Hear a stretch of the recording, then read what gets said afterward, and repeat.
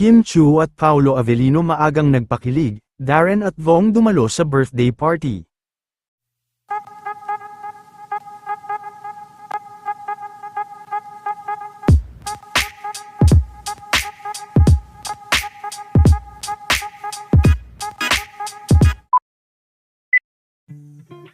Matapos ang naganap na meet and greet ni Kim Chu kahapon, ay maaga pa nga lang ngayon ay marami na ang talagang kinilig sa paglabas na larawan ni Kim Chu at Mr. Paolo Avellino, matapos nilang mag-jogging kanina.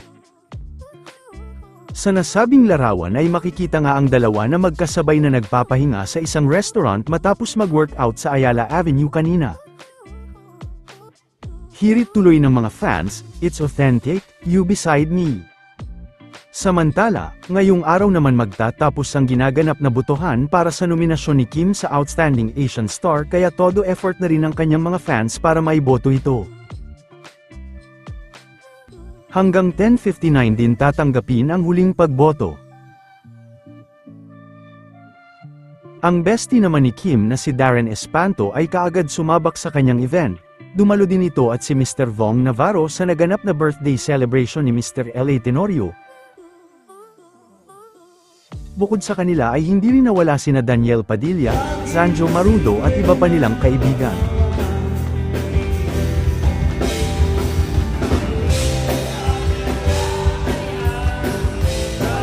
Maging si Darren ay napakanta din sa birthday party kahapon.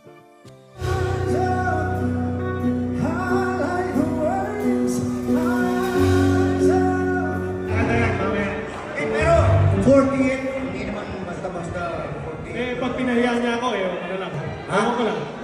Hindi, kung papahiya niya ako, okay lang. Okay lang naman. Hindi naman napipilit yan, o? May kusa yan, may kusa. Oo, may kusa yan. Habang nabigyan for Daniel Padilla, ladies and gentlemen!